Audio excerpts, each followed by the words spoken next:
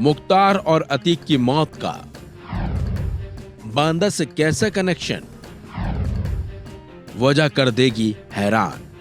पहले अतीक अहमद और उसका भाई अशरफ, फिर मुख्तार अंसारी। ये वो माफिया थे जिनका यूपी में कभी बोलबाला था। पूर्वांचल में इनकी तूती बोला करती थी, लेकिन यूपी में सरकार बदलते ही इन माफियाओं की उल्टी गिनती शुरू हो गई।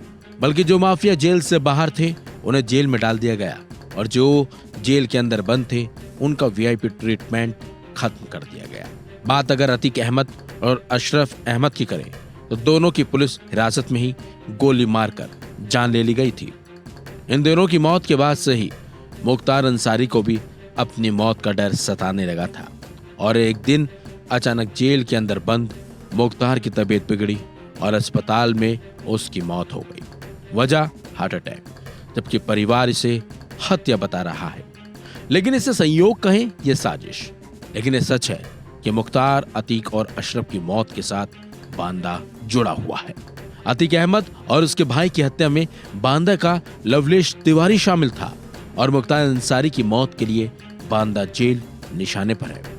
इसी जेल में रहते मुख्तार अंसारी की मौत हुई है।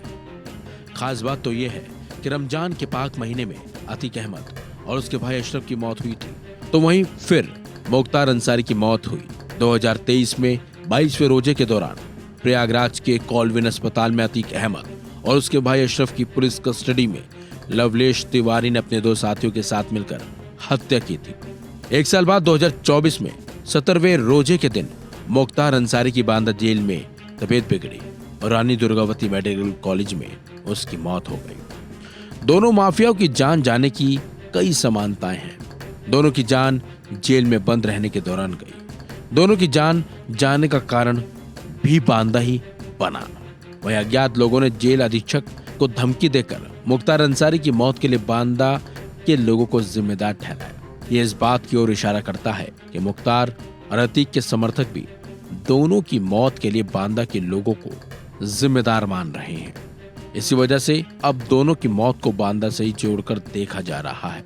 और तो और एक तरफ जहां अतीक और अशरफ की मौत को लेकर यूपी पुलिस सवालों की घेरे में खड़ी है, तो वहीं मुख्तार अंसारी की मौत को लेकर परिजनों का कहना है कि जेल में मुख्तार को जहर दिया गया था और इसी वजह से उसकी जान गई। बल्कि समाजवादी पार्टी के अध्यक्ष अखिलेश यादव भी परिवार की बातों को सही मानते हैं और यूपी सरकार पर आरोप लगाते हैं कि मुख्तार की जान जहर देने से ही गई है। परिजन और मुख्तार भी इस बात को कह चुका है और मुख्तार ने कोर्ट के सामने भी ये बात कही थी। लेकिन सवाल ये उठता है कि मुख्तार अंसारी की पोस्टमार्टम रिपोर्ट में जब हार्ट अटैक से जान जाने की बात सामने आई है, तो जहर की बात क्यों उछाली जा रही है? इस खबर में बस इतना ही। अपडेट्स के लिए बने रहिए वन इंडिया हिंदी के साथ।